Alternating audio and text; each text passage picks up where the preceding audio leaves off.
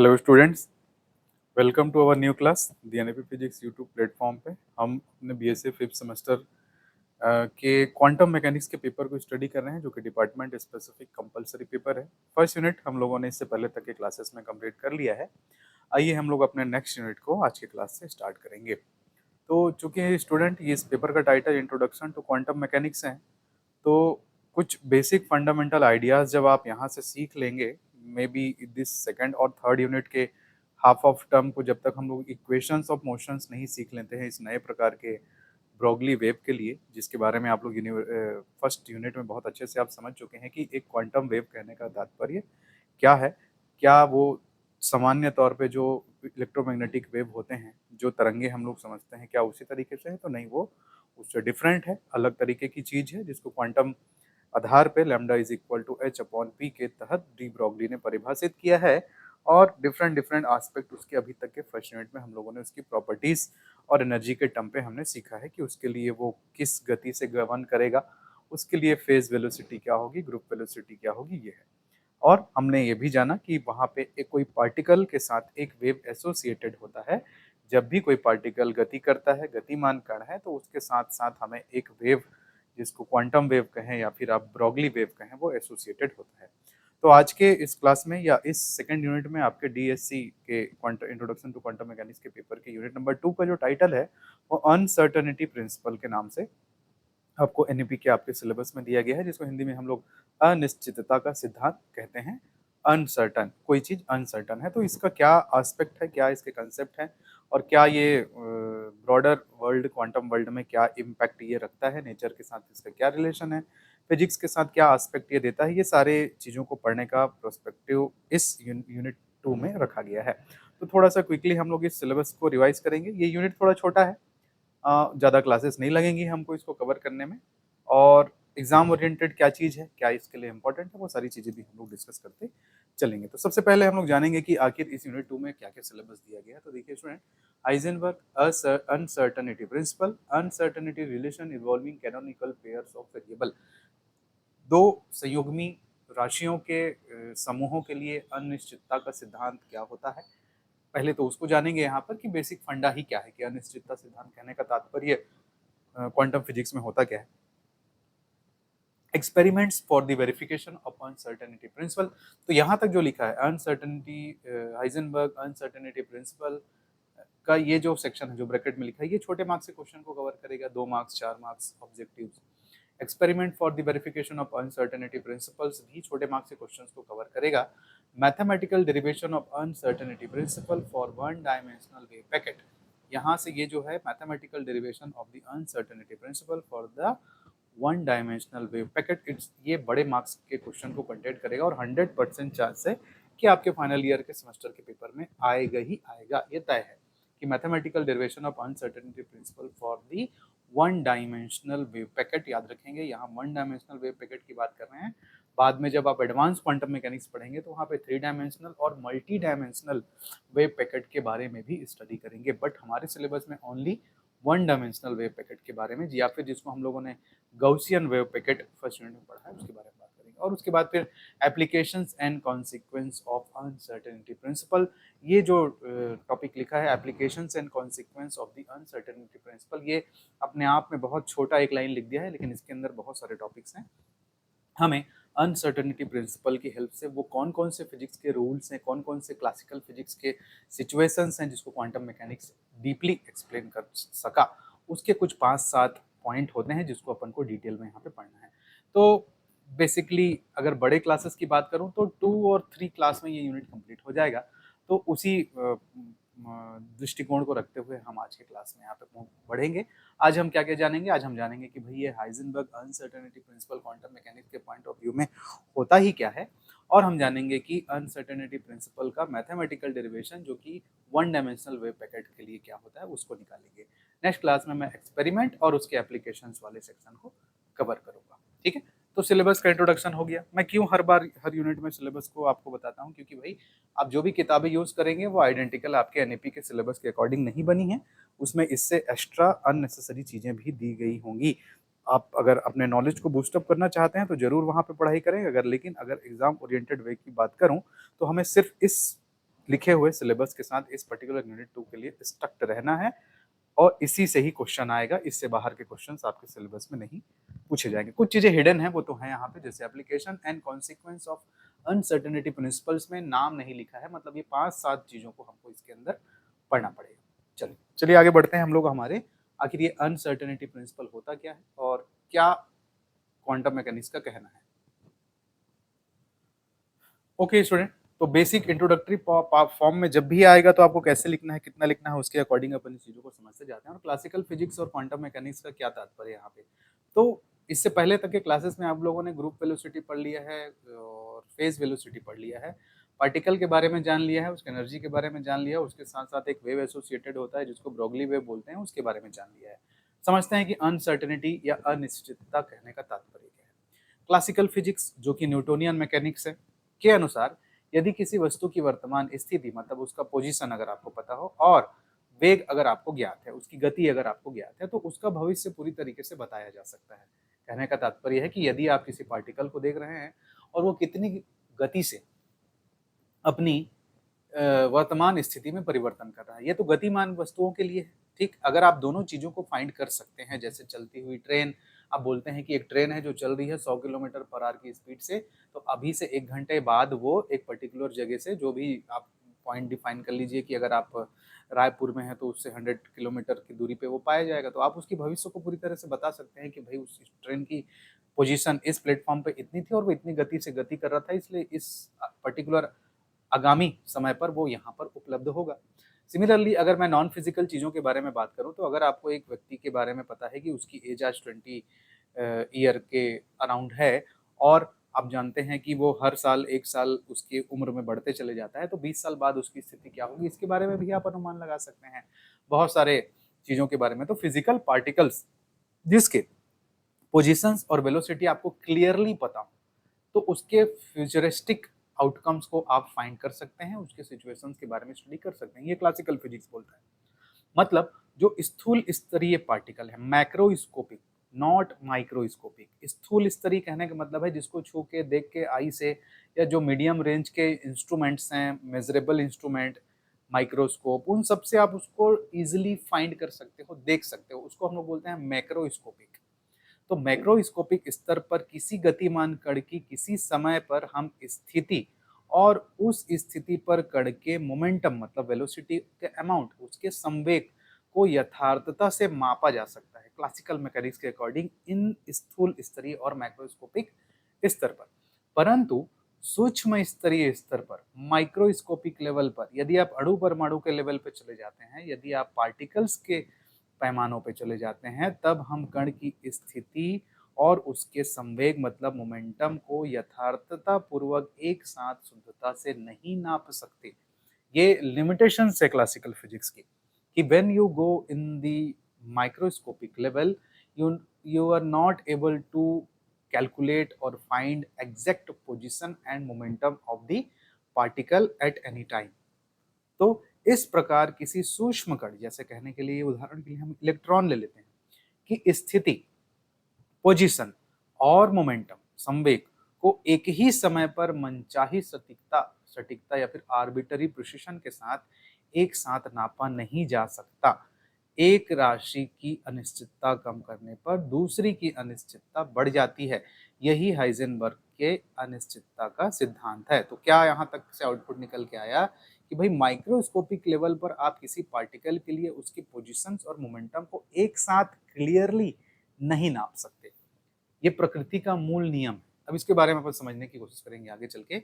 Mathematical form कैसे लिखते हैं उसको समझ लीजिए कि यदि मैथमेटिकल फॉर्म में किसी कण की स्थिति में अनिश्चितता यदि डेल्टा एक्स है, डेल एक्स मतलब पोजीशन, समझ लीजिए एक्स दिशा में जो कोई चीज गति कर रहा है तो उसका क्या पोजीशन है, वो एक्स है, तो डेल्टा एक्स मतलब अनिश्चितता, डिफरेंस भी बोल सकते हो, कहीं कहीं डिफरेंस भी बोलते हैं।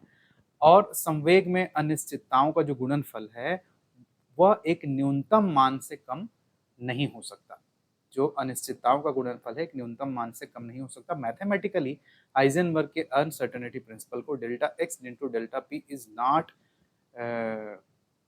Less than equal to H not by two, जहाँ एच नॉट क्या है जी आपका एच बाई टू पाई और छोटा चीज, एच हम लोग जानते हैं प्लैंक कांस्टेंट है, जिसका मान 6.6 समथिंग 10⁻⁻34 जूल सेकंड होता है उसका। और वो क्या चीज है, एनर्जी है, उस पे और 2 पाई मतलब और छोटा यूनिट, और उसको something of this type of expression से लिखते हैं। तो ये मैथमेटिकल एक्सप्रेशन हो गया।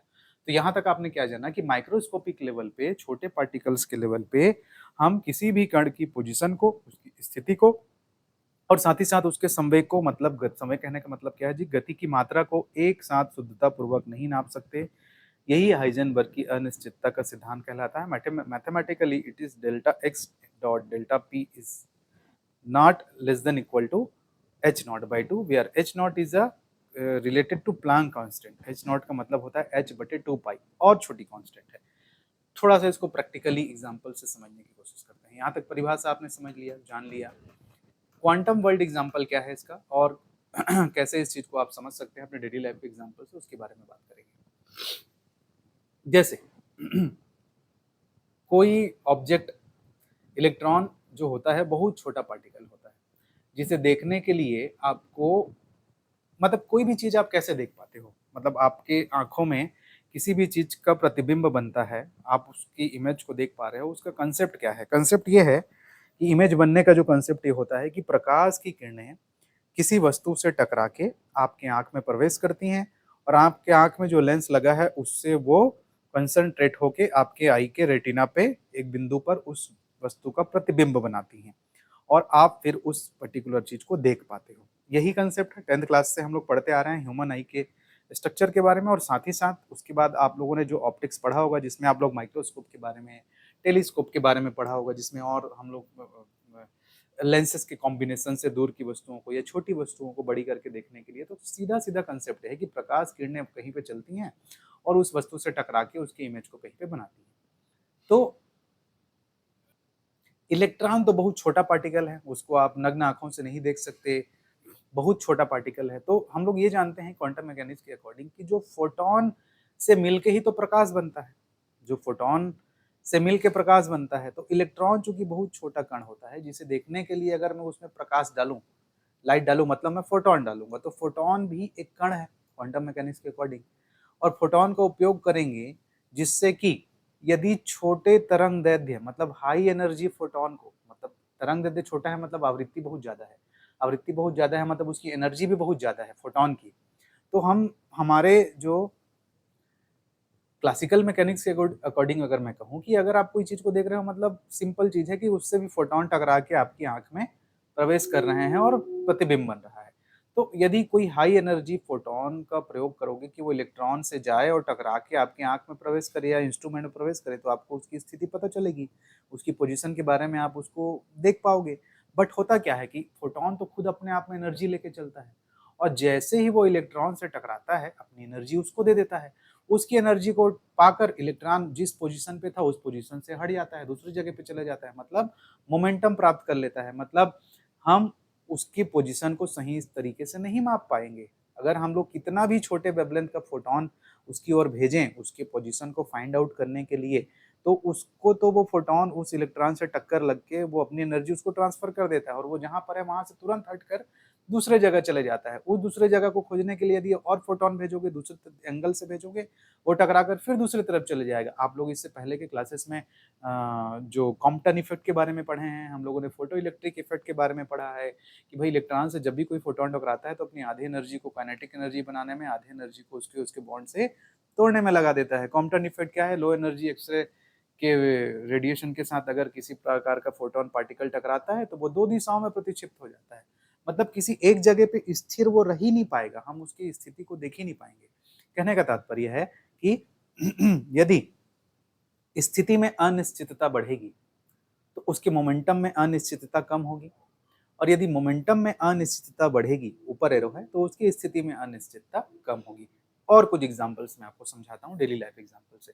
एग्जांपल के लिए जो मधुमक्खी होता है, मधुमक्खी जो होता है या तितली है, अगर वो किसी फूल के ऊपर बैठी है, स्टेबल फॉर्म में बैठी है, तो आप उसकी स्थिति को ऑब्जर्व कर सकते हो, आप बता सकते हो कि मधुमक्खी यहाँ पर है। लेकिन अगर मधुमक्खी या तितली, जैसे ही आप उसके किनारे पास में जाएंगे, उसको छू के इस चीज को महसूस करने की कोशिश करेंगे कि यस, जो मुझे दिख रहा है वो इमेज नहीं है, मैं उसको छू के ये चीज तय करना चाहता हूँ कि हाँ, इस पर्टिकुलर जगह पे उसकी पोजीशन है। तो जैसे ही आप वहाँ पे जाएँगे, वो तुरंत उस जगह से उड़ जाएगी और जैसे ही उड़ेगी आप इतनी तेज़ी से उड़ेगी इधर-उधर लेफ्ट राइट डायरेक्शन में कि आप उसकी पोजीशन को फाइंड नहीं कर पाएँगे। तो पोजीशन जब स्थिर था, जब वो स्थिर अवस्था में बैठी हुई थी तो आप उसकी गति का कोई अंदाज़ा नहीं लगा सक रहे थे। गति थी क्या? नहीं थी उसमें, गति बहुत कम थी। और जैसे ही वो गति करने लगेगी तो फिर आप उसकी स्थिति को नहीं बता सकते क्योंकि ये इस तरह से गति कर रही है जिसका कोई ओर-छोर नहीं है, ना 1-2 डायमेंशनल कुछ भी नहीं है, ठीक है? दूसरा एग्ज़ाम्पल जो सीलिंग फैन है आपके घर में, जो सीलिंग फैन होता है, जो पंखा लगा हुआ है आपके घर में, यदि पंखा बंद है यदि पंखा बंद है तो आप उसके जो सामान्यतः 3 ठो ब्लेड लगा होता है, तो तीनों ब्लेड की पोज़ीशन आप बता सकते हो कि हाँ भाई ये वाला उत्तर दिशा की ओर है, दूसरा वाला ब्लेड पूर्व-पश्चिम की ओर है और ये ऐसे मतलब तीनों ब्लेड किस-किस दिशा में हैं, कौन-कौन सी स्थिति में है, आप उसको बता सकते हो। मतलब स्थिति को आप एग्ज़ैक्ट बता सकते हो।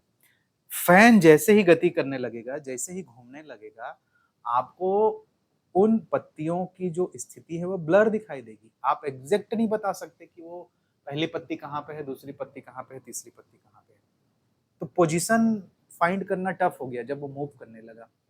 जब वो रुका हुआ था तो आप उसकी स्थिति बता सकते थे लेकिन गति को नहीं डिफाइन कर पा रहे थे।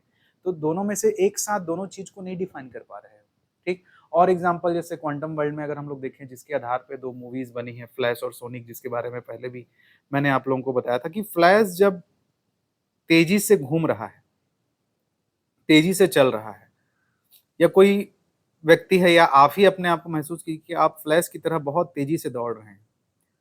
तो जब तेज़ी से दौड़ेंगे तो वो एक वेव छोड़ते हुए चले जाता है, वो तो क्वांटम ब्रोगली वेव का रिलेशन है। मतलब मान लीजिए आप कोई चीज़ बहुत तेज़ी से दौड़ रही है, अब मुझे उसकी स्थिति को बताना है, मुझे उसकी स्थिति को पता लगानी है, तो मैं क्या करूँगा अगर मोबाइल से मैं उसकी फ़ोटो खींचता हूँ, तो फ़ोटो जब मैं खींचूँगा तो सिर्फ़ फ़ोटो एक फ्रेम में खींची जाएगी और उस फ़ोटो जो आप देखेंगे तो वो स्टेबल है। आपको बस उसकी पोज़ीशन दिखाई देगी एक जगह पे। बट वो कितना गति कर रहा है ये तो पता नहीं चलेगा। अच्छा मैं बोलूँगा कि अच्छा उस तेज़ चलती हुई चीज़ का वीडियो बना लीजिए। तो जब वीडियो आप बनाएँगे तो आप ये पाएँगे कि वीडियो हर सेकंड अपना फ्रेम बदल रहा है। वो हर सेकंड अगर उस वीडियो को बहुत स्लो मोशन करके भी देखोगे तो वो फ्लैश धीरे-धीरे दौड़ते हुए अपने पोज़ीशन को चेंज कर रहा है। तो अगर आप थोड़ा-सा उसके मोशन को पकड़ पा रहे हो, तो पोज़ीशन को नहीं पकड़ पा रहे हो। अगर मैं सिर्फ़ पिक लेता हूँ तो उसके पोज़ीशन को पकड़ पा रहा हूँ, तो मेरे को उसकी गति के बारे में कोई अंदाज़ा नहीं लग पा रहा है। सेम इलेक्ट्रॉन के साथ भी यही होता है। इलेक्ट्रॉन जब नाभिक के चारों ओर जो आप छोटे बचपन में पढ़ते आए हैं ना कि नाभिक के चारों ओर वो वृत्ताकार कक्षा में घूमता है। जैसे सूर्य के चारों ओर धरती, मंगल, बुध, शुक्र घूम रहे हैं, क्या इलेक्ट्रॉन वैसे ही घूमता है? बिल्कुल गलत बात है। इलेक्ट्रॉन उस तरह से घूमता ही नहीं है। इलेक्ट्रॉन के नाभिक के चारों ओर घूमने का जो पूरा पैटर्न है वो रैंडम है। वो किसी भी दिशा में ऊपर, नीचे, आगे, पीछे करके बस उसके गोल ज़रूर रहेगा वो, लेकिन उसके जो मूव करने का जो पैटर्न है इलेक्ट्रॉन का, अगर ये नाभिक है जेड, तो इलेक्ट्रॉन इसके चारों ओर ऐसे, ऐसे, ऐसे हर बार अपनी स्थिति बदलते हुए मूव करेगा और ये स्टेबल नहीं है। तो फिर आप बोलेंगे कि फिर वो जो परमाणु कक्षाओं का क्या कांसेप्ट है? हाँ, वो एनर्जी पे डिपेंड करती है क्योंकि एनर्जी h न्यू के फॉर्म में इलेक्ट्रॉन की एनर्जी भी इस तरह से डिफाइन होगी। तो क्या वो अफ़ाबाउ का नियम और हुंड का नियम जो आप ऐसे पढ़ते हो कि ये नाभिक है, ये इसके इलेक्ट्रॉन है, ये जो आपका के, एल, एम, एन कक्षाएँ हैं, तो ये आइडियल फॉर्म है, एक्चुअल फॉर्म ऐसा होता है। तो इलेक्ट्रॉन जो इस नाभिक के चारों ओर जो घूमता है ना, तो एक बादल जैसी संरचना हो जाती है। बादल चारों ओर एक धुआँ-धुआँ सा रहता है, उसको हम लोग बोलते हैं कि प्रोबेबिलिटी क्लाउड या इलेक्ट्रॉन क्लाउड और हम ये बोलते हैं कि इलेक्ट्रॉन किसी बिंदु पे पाया जा सकता है। एग्ज़ैक्ट मैं इलेक्ट्रॉन को लोकेट नहीं कर सकता। तो फिर ये एनर्जी बैंड का क्या कांसेप्ट बना है? एनर्जी बैंड का कांसेप्ट बिल्कुल बना हुआ है कि इलेक्ट्रॉन ही वही इलेक्ट्रॉन जो है एनर्जी प्राप्त करके अपने ऊपर वाले लेवल पे, नीचे वाले लेवल पे मूव करते रहता है। कहने का मतलब है कि ये अगर नाभिक है तो कोई इलेक्ट्रॉन अगर इस रेडियस में गति कर रहा है, अगर उसे कुछ एनर्जी मिल जाएगी तो वो थोड़े बड़े रेडियस में गति करेगा, बड़े रेडियस में ऐसे गति करेगा। कुछ और एनर्जी मिल जाएगी तो वो ऐसे बड़े रेडियस में गति करेगा, लेकिन नाभिक के चारों ओर रैंडम तरीके से घूमते रहेगा और आप उसकी पोजीशंस को फाइंड करने में उतने एग्जैक्ट फॉर्म में कैपेबल नहीं होंगे। तो ये सारे वो एग्जांपल हैं, फैन हो गया, बी हो गया, या इलेक्ट्रॉन या बटरफ्लाई, ये सब आपके अनसर्टेनिटी प्रिंसिपल्स को प्रूव करते हैं। तो क्या हम कभी ऐसा नहीं मतलब मेज़र कर पाएँगे कि किसी वस्तु का पोजीशन भी बता पाएँ अपन और उसका क्या बोलते हैं स्थिति भी बता पाए तो अभी तक संभव नहीं है, बिल्कुल भी क्वांटम वर्ल्ड पे भी संभव नहीं है।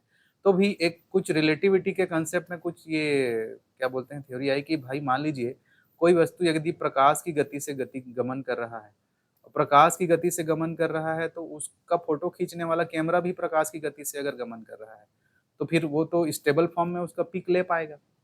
और चूँकि वो जितनी गति से गति कर रहा है, उतनी ही गति से इंस्ट्रूमेंट भी गति कर रहा है, तो उस गति के बारे में पता चल जाएगा।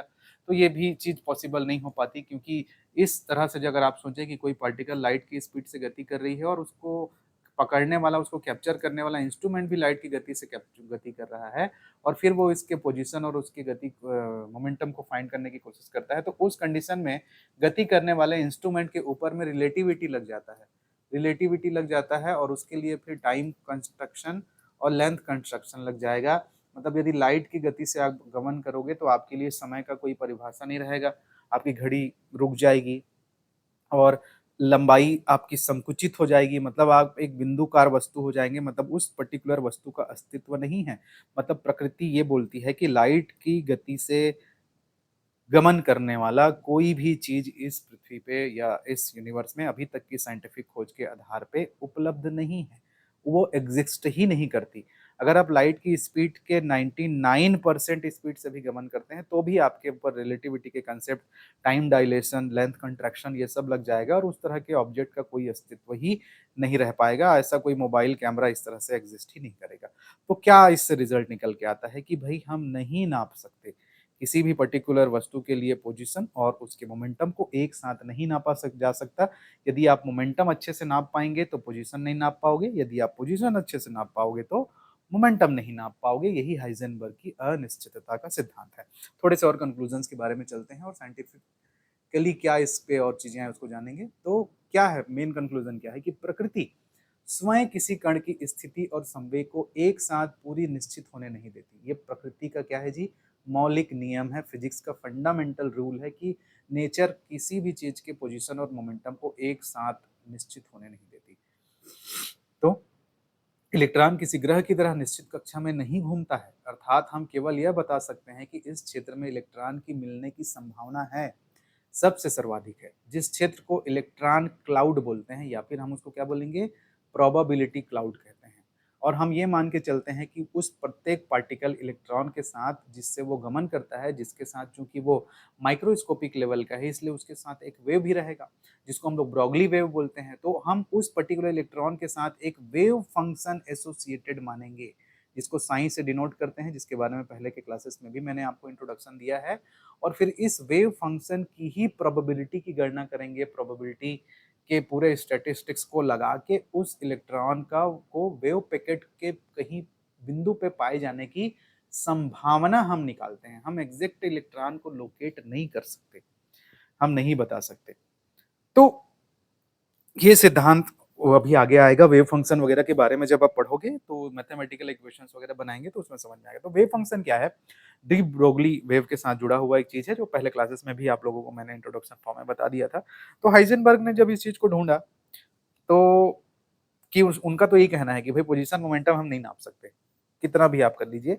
बट आइंस्टाइन ने अपने रिलेटिविटी के थ्योरी के बाद उन्होंने कहा कि ये गलत है, ये मतलब सही नहीं है। कि आइंस्टाइन का कहना ये था कि भाई हम केवल संभावनाओं पे नहीं चल सकते, कि आप बोल दिए कि इलेक्ट्रॉन के साथ एक वेव फंक्शन बना दिए और बहुत सारा जो पार्टिकल के साथ बहुत सारे तरंगों का समूह चलता है, जिसको समूह वेग से वो वेव पैकेट गमन करता है, और उस समूह वेग बहुत सारे तरंगों के बीच के किसी जगह पे पार्टिकल के पाए जाने की प्रोबेबिलिटी होगी या संभावना होगी, ये क्वांटम मैकेनिक्स बोलता है। तो आइंस्टाइन का कहना था कि यार ऐसा नहीं होगा। मतलब भले अभी की स्थिति में ये सही है, आइंस्टाइन का कहना है कि अनसर्टेनिटी प्रिंसिपल अभी की स्थिति में जरूर ये चीज सही है, लेकिन हम कुछ ना कुछ ऐसा सिद्धांत जरूर है, कुछ ना कुछ ऐसे पैरामीटर्स जरूर है जिसे हम मिस कर रहे हैं, जिसपे और खोज करने की जरूरत है। क्योंकि प्रकृति कभी भी प्रोबेबिलिटी पे नहीं चलती, प्रकृति में सारा चीज वेल डिफाइंड है। फिजिक्स के वर्ल्ड में, यूनिवर्स में सब कुछ वेल डिफाइंड है आइंस्टाइन के अकॉर्डिंग ना। वो ऐसे मतलब संभावनाओं पे नहीं चलती। तो फिर आइंस्टाइन का एक बहुत ग्रेट कोटेशन है, देखिए यहाँ पे जो लिखा है, उन्होंने इसी अनसर्टेनिटी प्रिंसिपल को क्रॉस करते हुए कहा था कि God does not play dice with the universe, कि भगवान जो है ब्रह्मांड में पासे नहीं फेंकता। पासे मतलब समझते हैं ना, डाइस, जो लूडो आप लोग खेलते हैं, तो भैया आपको नहीं पता रहता कि 5 आएगा, 6 आएगा, 7 आएगा, आप अनुमान लगा के फेंकते हैं, जो आता है उसको देखते हैं। तो आइंस्टाइन ने इसी सिद्धांत को पूरी तरीके से मौलिक नहीं माना और कहा कि हम अभी कैपेबल नहीं हैं, हम कुछ ना कुछ चीज़ें छोड़ रहे हैं। और स्टूडेंट्स, अभी आज के इस 2026 तक के एरा में भी अभी तक अनसर्टेनिटी प्रिंसिपल के उस तोड़ को नहीं ढूँढा जा सका। हर लेवल पे अनसर्टेनिटी प्रिंसिपल जो है एग्ज़िस्ट कर रहा है। अगर ऐसा कोई सिद्धांत है जो एग्जैक्ट तरीके से किसी चीज़ के पोजीशन और मोमेंटम को नाप सके, वो अभी तक हम लोग ढूँढ नहीं पाए हैं। तो ये आइंस्टाइन का एक कथन है कि God does not play dice with the universe. वो इसी अनसर्टेनिटी प्रिंसिपल के विरोध में उन्होंने कहा था, बट पूरी तरीके से उन्होंने खारिज नहीं कहा था, ना ही हाइजेनबर्ग को पूरी तरीके से गलत कहा था। उन्होंने कहा कि भाई हम कैपेबल नहीं हैं, इसलिए नहीं नाप पा रहे हैं। तो उनके काउंटर में नील्स बोर ने उनको कहा था कि Einstein stop telling God what to do. Einstein stop telling God what to do, मतलब आइंस्टाइन ये कहना बंद कीजिए कि भगवान क्या कर रहा है। तो ये एक तरह से इन दो साइंटिस्ट के बीच में उस समय की खींचतान थी, जो अभी के फिजिकल वर्ल्ड में एक बिग स्टेटमेंट्स की तरह मानी जाती हैं। तो नील्स बोर ने कहा कि अनसर्टेनिटी है, एग्जिस्ट करती है और प्रकृति का मौलिक नियम है। ये इसके लिए और किसी टाइप के प्रूफ की जरूरत नहीं है। तो आप ये कहना बंद कीजिए कि गॉड क्या करता है और क्या नहीं। तो ये उस तरह की चीज़ें हैं। तो यहाँ तक आप लोगों को बेसिक चीज़ें अंडरस्टैंड हो गई होगी, कुछ चीज़ों को आप फ़ील भी कर ली होंगी कि अनसर्टेनिटी प्रिंसिपल के कहने का क्या तात्पर्य है और क्या होगा। तो मैथमेटिकली तो उसको इस तरह से लिखते हैं, जिसको याद करके चलना है आपको, कि delta x dot delta P is not less than equal to H not by 2 mathematically, है ना? इसको कुछ-कुछ रूपों में हमको कैनोनिकल पेयर्स के फॉर्म में समझना है। अच्छा, तो मोमेंटम और जो पोज़ीशन है वो कॉन्जुगेट है। एक्स और पी जो है कॉन्जुगेट हैं, एक दूसरे के विपरीत है ना, ये बढ़ेगा तो ये घटेगा, अगर ये घटेगा तो ये बढ़ेगा, ऐसा है। तो इसीलिए ना संयुग्मी पेयर कहलाते हैं। ये संयुग्मी पेयर मतलब कॉम्प्लेक्स वेरिएबल।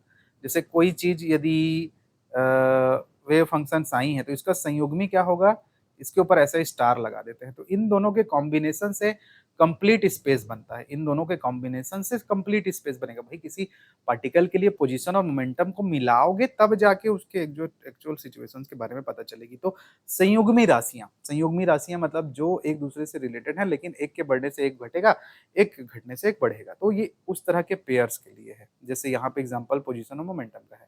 तो भाई आगे अपन समझते हैं। तो यहाँ तक हम लोगों ने जाना कि इलेक्ट्रॉन इस तरह से होता है, और साथ ही साथ उसके साथ जो ब्रोगली वेव चलता है उसके लिए हम लोग एक वेव फंक्शन जिसको साइन से डिनोट करते हैं परिभाषित करते हैं।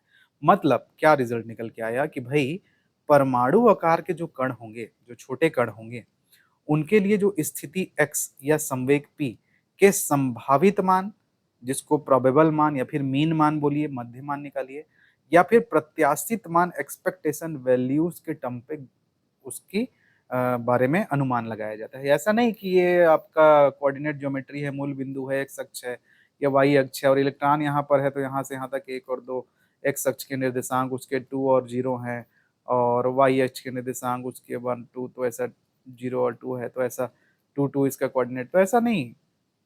संभावना निकालते हैं, बहुत सारे बिंदुओं, बहुत सारे वेव्स को लेते हुए हम उसके संभावित मान, जिसको प्रोबेबल मान बोलेंगे या मीन मान बोलेंगे या फिर एक्सपेक्टेशन वैल्यू बोलेंगे, जिसको इस पर्टिकुलर नोटेंशन से डिनोट करते हैं। अभी याद करके चलिए, आगे चल के मैथमेटिकल फॉर्म में आने वाला है। तो किसी संख्या के साथ ऐसे अगर मैंने लिखा है, मतलब ये उसके एक्सपेक्टेड वैल्यू को बताता है। एक्सपेक्टेड वैल्यू को बताता है मतलब जब आप एडवांस क्वांटम मैकेनिक्स पढ़ेंगे और बहुत सारे नोटेशंस पे अपन काम करेंगे, तो एक ब्रैकेट नोटेशन होता है कि जैसे साइन और साइन का कॉन्जुगेट, इससे मिलके ही वो सिस्टम बनेगा। मतलब कहने का तात्पर्य है कि अगर मैं थ्री डायमेंशनल स्पेस में गमन कर रहा हूँ, थ्री डायमेंशनल स्पेस में गमन कर रहा हूँ, मतलब volume integral of the any type of space, तो wave function which are existed and with the position term and with the conjugate term, and then you have a dx, then dy, then dz, and then this is represent the complete system of the position or expectation value of the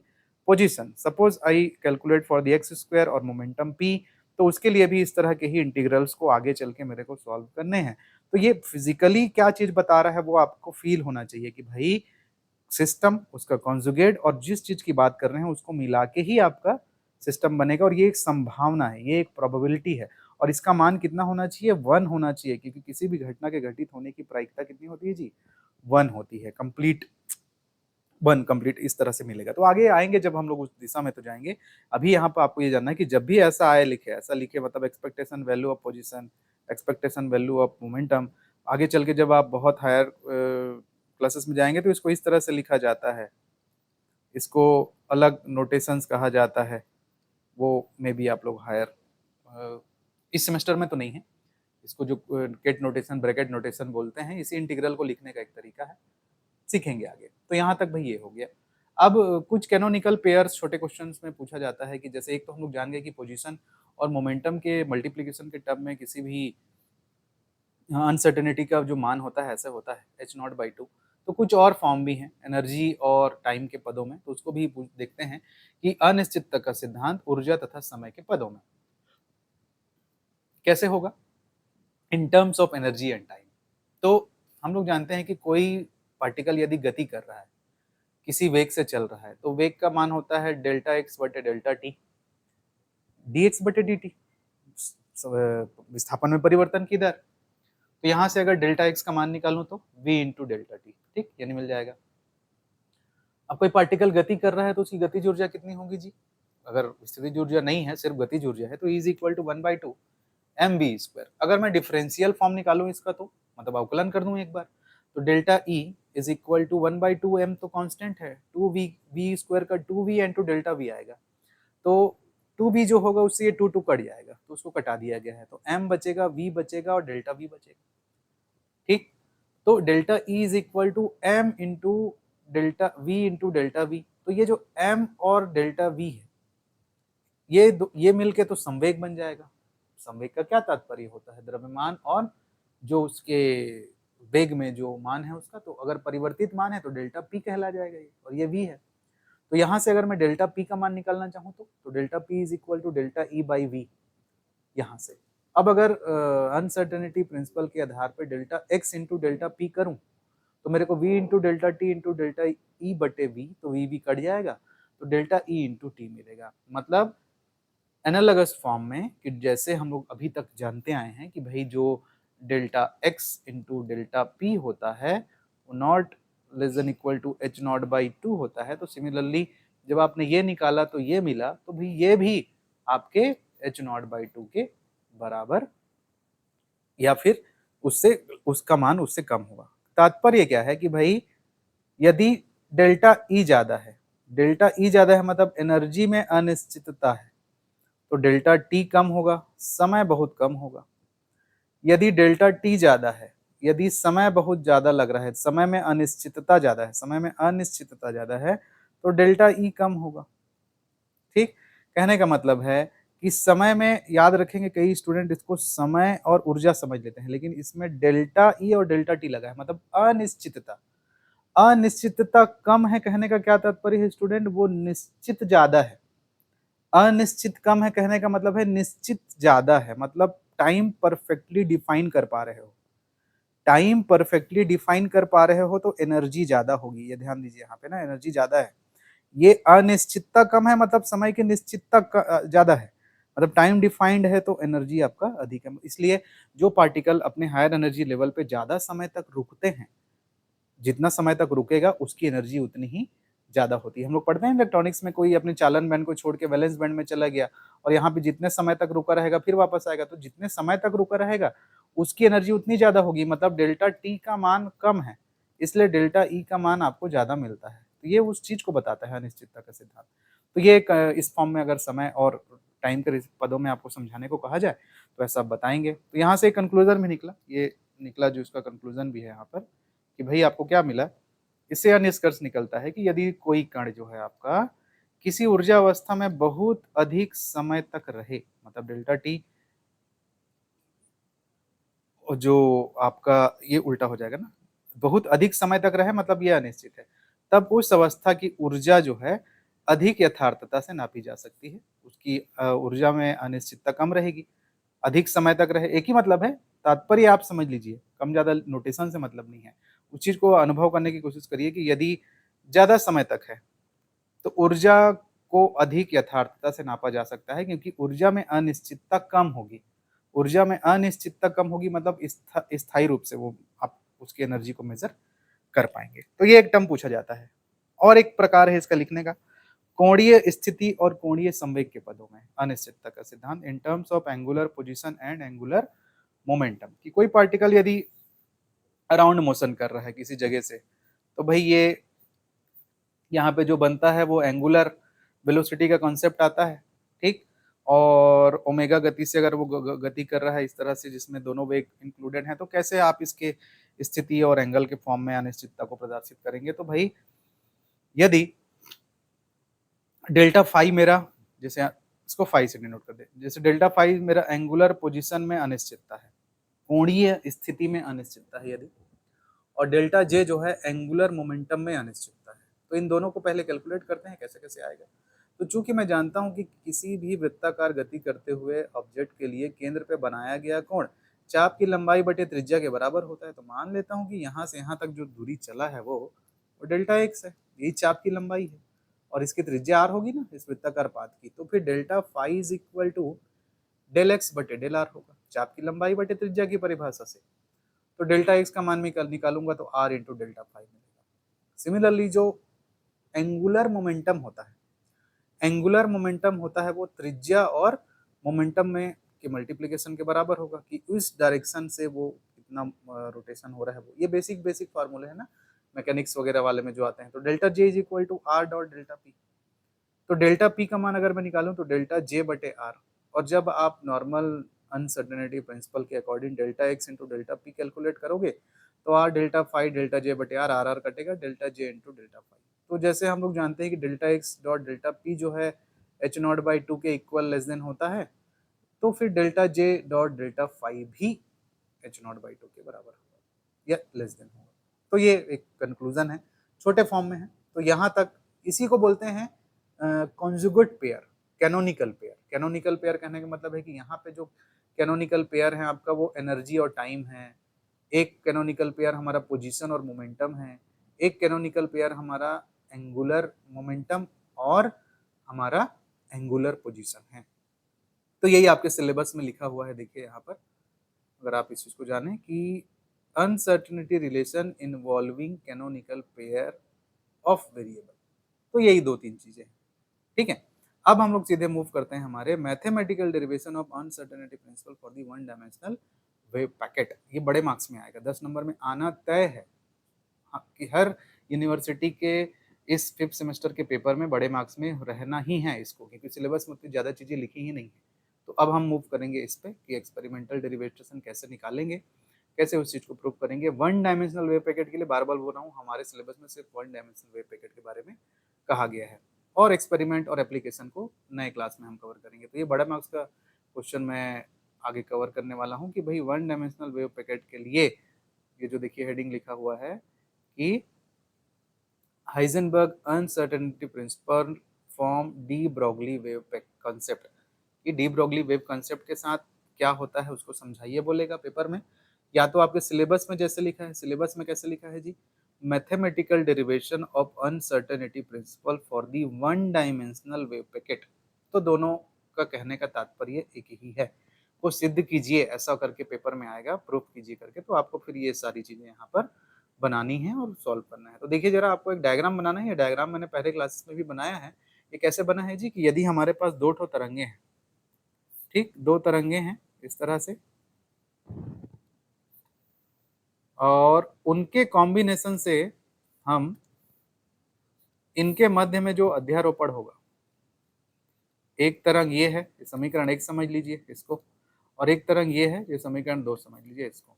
इनके अध्यारोपण से जो मिलता है वो ये वाला तरंग है जो बड़े फॉर्म में ऐसा मिल रहा है। और जहां जहां पर इसका एम्पलीट्यूड मैक्सिमम है, जहां जहां पर एम्पलीट्यूड मैक्सिमम है, ये डॉट लाइन से जिसको इसको ये घेर के जो ऐसे बनाया गया है, ये वेव पैकेट है। क्योंकि यहाँ पे मिनिमम है, यहाँ पे मिनिमम है, और यहाँ पे मिनिमम है। तो ये दो जगह ऐसा है जहाँ के बाद ये वेव जो कॉम्बाइन वेव बना है वो मिनिमम हो गया है। तो ये दो मिनिमम के बीच का जो एरिया होता है उसको वेव पैकेट बोलते हैं, या फिर Broglie wave packet, quantum wave packet, या रिजल्टेंट वेव लूप कहा जाता है इसको। तो इसी बीच में वो पार्टिकल इस कॉम्बिनेशन ऑफ वेव के बीच में कहीं पे पाया जाता है। और उसी बीच में उसका मोमेंटम होता है। तो ये तो आप लोगों ने पिछले क्लासेस में इस डायग्राम के बारे में भी जाना है, तो उसी चीज को लेके चल रहे हैं यहाँ पर। तो भाई हम लोग उसी आधार पे चल रहे हैं कि कैसे सॉल्व करना शुरू करेंगे। ये डायग्राम हो जाएगा, ये इसका मीन वेवलेंथ का आधा आधा है, टोटल वेवलेंथ इन दो नोड्स के बीच का दूरी होगा, तो यहाँ से यहाँ तक के लिए। तो माना कि एक वेव पैकेट का निर्माण दो प्रगामी तरंगों के अध्यारोपण के फलस्वरूप होता है। ये दो तरंगे हमने डिफाइन कर दी, जिनकी आवृत्तियों तथा तरंगदैर्ध्य में सूक्ष्म अंतर है। कहने का मतलब कि उसके वेवलेंथ में और उनकी फ्रीक्वेंसीज में बहुत माइनर फर्क है। माना तरंगों के संचरण नियतांक क्रमशः k1 और k2 है, propagation constant of the wave, and साथ ही साथ उसके एंगुलर फ्रीक्वेंसीज कोणीय आवृत्तियां जो है ओमेगा 1 और ओमेगा 2। ओमेगा बोलते हैं ना इसको, कई लोग डब्लू पढ़ते हैं लेकिन ओमेगा है कहते हैं हमेशा।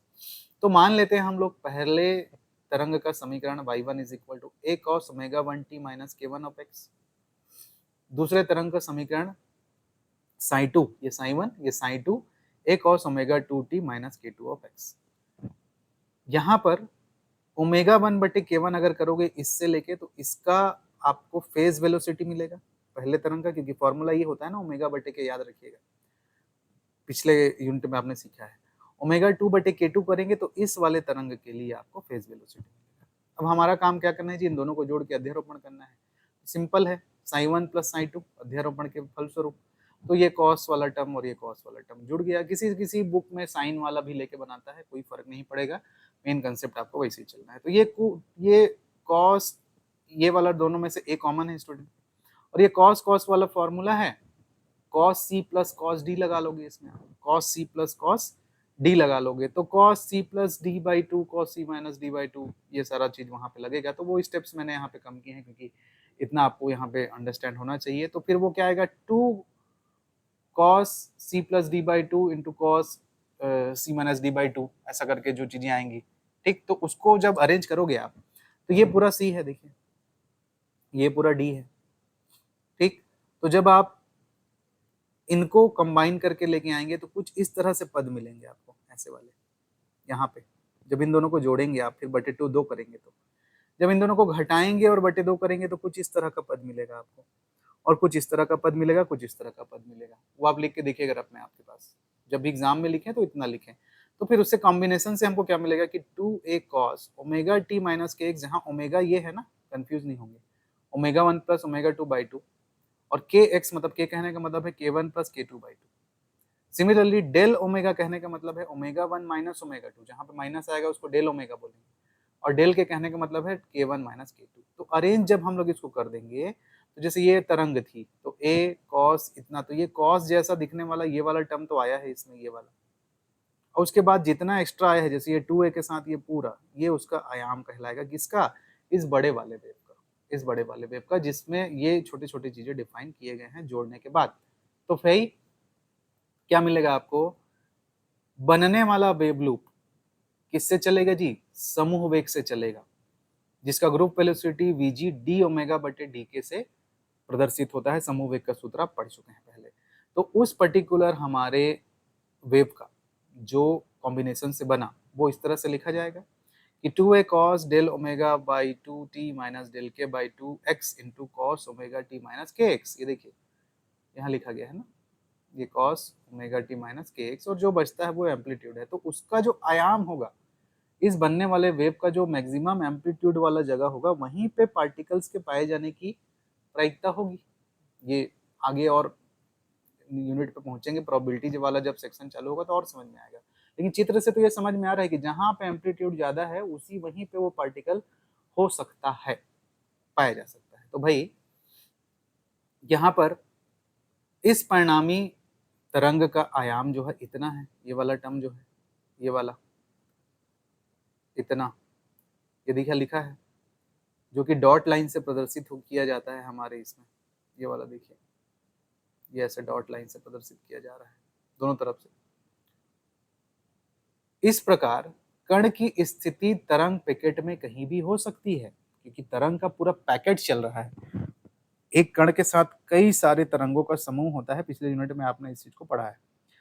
अर्थात कण की स्थिति में अनिश्चितता उसके पोजीशन में जो अनिश्चितता है जिसको डेल्टा एक्स आप बोलोगे, वो दो निम्नतम बिंदुओं के मध्य तरंग पैकेट में कहीं भी पाया जाएगा। तरंग कैसे बना था? तरंग बना है भाई ऐसे,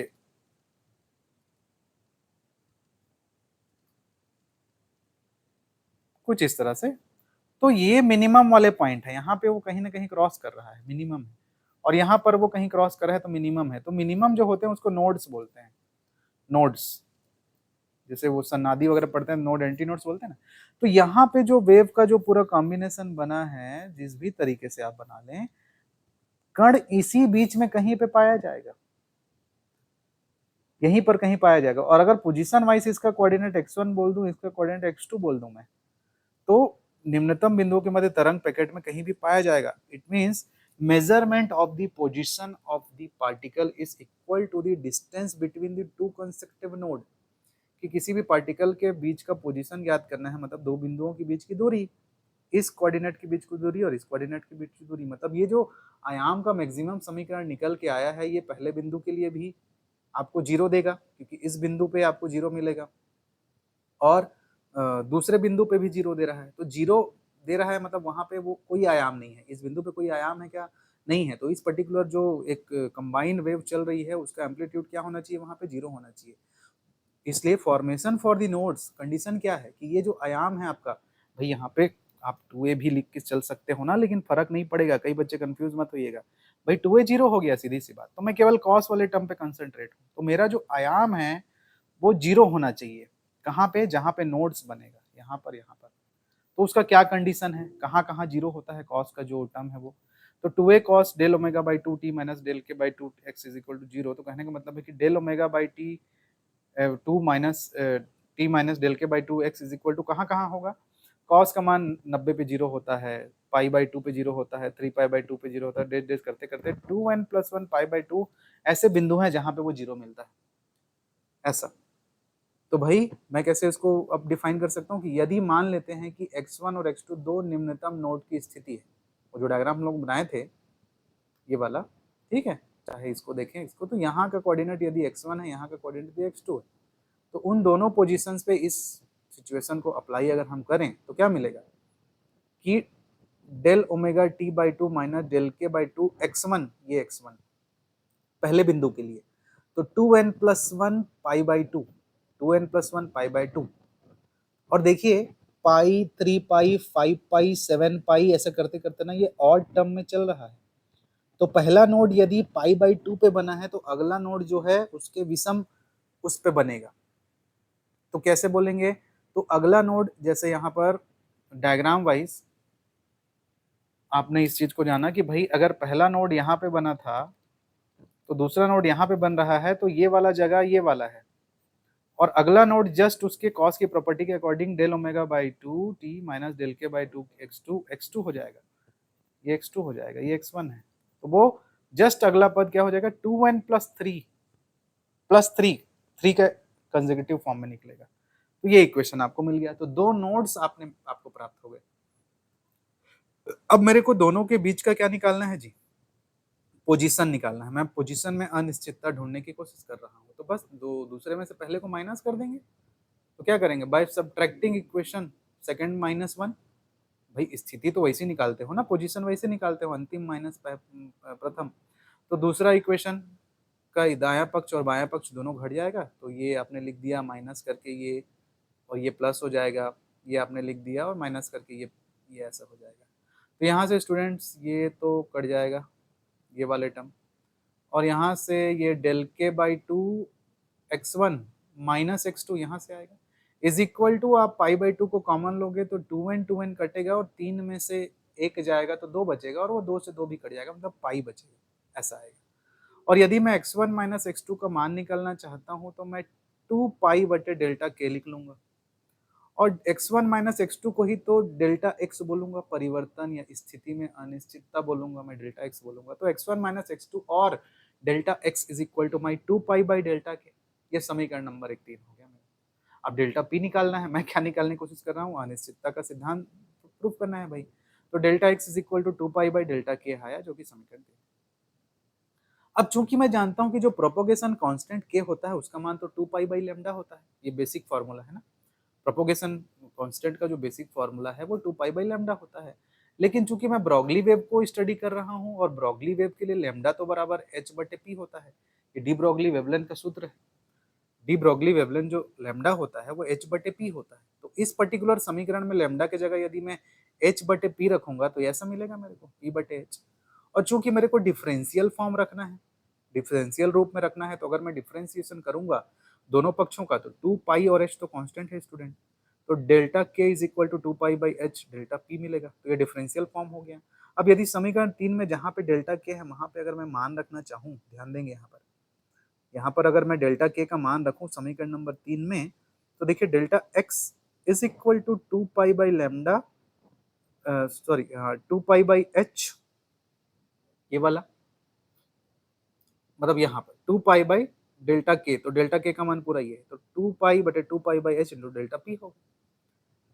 तो 2 पाई कटा, डेल्टा पी को इधर ले जाओगे तो फाइनली क्या मिलेगा आपको, देखिए ऐसा मिलेगा कि delta x into delta P is equal to h. H क्या है, प्लांक कांस्टेंट है। मतलब क्या बोले आपने कि अर्थात कण की स्थिति व संवेग में अनिश्चितताओं का गुणनफल प्लांक नियतांक के जो कि एच के क्रम का होता है, यही हाइजेनबर्ग की अनिश्चितता का सिद्धांत है। एक सिंगल पार्टिकल के लिए उसका मान एच के बराबर होता है, ये भी परिभाषा है।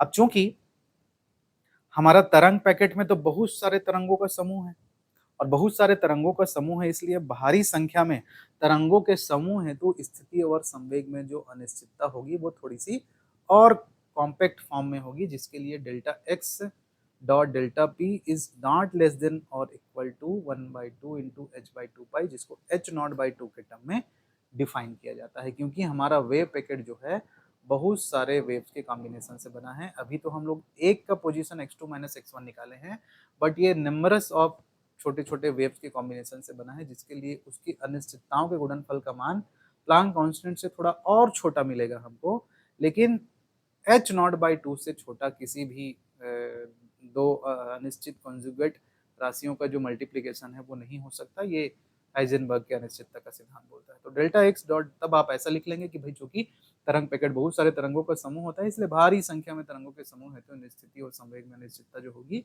Delta x dot delta P is greater than equal to 1/2 h by two pi, और छोटा करते हैं ना इसको एक्चुअल में, इस सब का डिवाइड करने का मतलब है कि और छोटा हो रहा है एक्सपेरिमेंटली।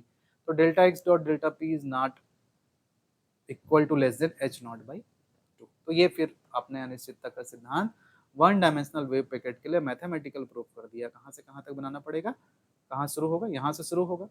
इस चित्र को बनाना है, ये दो समीकरण लेने हैं आपको, यहाँ पे cos c plus cos d लगाना है बड़े ध्यान से। यहाँ तक आप लोग वो सारे फॉर्मूले आपको पता होंगे। अगर आप यहाँ पर इसको डिटेल में सॉल्व करना चाहते हैं, 2-3 स्टेप आपके और बढ़ सकते हैं, है ना, तो वो आपके ऊपर है। फिर आपको ये कुछ कंक्लूजन्स देने हैं, आप रिजल्टेंट एम्पलीट्यूड को लेते हुए कुछ चीज़ें डिफाइन करेंगे, नोट्स के बारे में बात करेंगे, और नोट्स कहाँ से आएगा उसके बारे में आप डिस्टेंस निकालेंगे।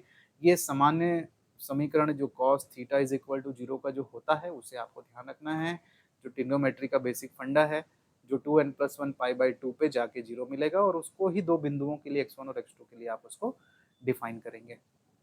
फिर आपको डेल्टा एक्स मिलेगा, और डेल्टा एक्स मिलते ही आप डी ब्रॉगली वेवलेंथ के कंसेप्ट से डेल्टा के का मान निकाल के यहाँ पे रखेंगे, तो एक सिंगल दो बिंदुओं के लिए आपको एच नॉट के तुल्य मिलेगा, सॉरी एच के तुल्य मिलेगा, जो कि प्लांक कांस्टेंट के तुल्य है। और उसी को यदि हम लोग बहुत सारे वेव्स के लिए अगर लिखें तो उसको फिर एक्सपेरिमेंटली ऐसा एच नॉट बाई टू लिखा जाता है, जो कि अनिश्चितता का सिद्धांत है, जो कि सिद्ध होता है यहाँ पे। ठीक है, तो स्टूडेंट्स आज की क्लास में ये इस बड़े टॉपिक को हमने कवर किया, हाइजेनबर्ग अनसर्टेनिटी प्रिंसिपल को हमने कवर किया, क्या चीज़ होता है उसको जानने का प्रयास किया, और इन फॉर्मूले के बारे में आप ध्यान रखेंगे। तो आज के क्लास में हम लोगों ने Heisenberg uncertainty principle, relation involving canonical pair of variable, और यहाँ से mathematical derivation of the uncertainty principle for the one dimensional wave packet cover कर लिया है। नेक्स्ट क्लास में हम experiment for the verification uncertainty principle, वो कौन कौन से एक्सपेरिमेंट्स थे जो कि इस चीज़ को प्रूफ करते हैं उसके बारे में जानेंगे, और applications and consequence of the uncertainty principles को भी कवर करेंगे कि भाई उसके आधार पे जो रिजल्ट हाइजेनबर्ग ने निकाला है उसके आधार पे क्या क्या क्वांटम वर्ल्ड की चीज़ों को जस्टिफाई किया गया, जिसको क्लासिकल फिजिक्स के आधार पे नहीं किया गया था, जो कि एग्जाम के लिए भी आपके लिए बहुत ज़्यादा इंपॉर्टेंट होगा। तो चलिए आज की क्लास में यहीं तक छोड़ता हूँ, यहाँ तक आप लोग पढ़ के रखिए, नोट्स अपने अच्छे से अंडरस्टैंड करके रखिए, और फिर कोई भी डाउट होगा तो आप उसको डिलीवर करेंगे, तो आने वाले क्लास में मैं उसको कवर करूँगा। ओके, चलिए मिलते हैं बहुत जल्द हम लोग इस यूनिट के अपकमिंग नए क्लास में, है ना? Okay, thank you.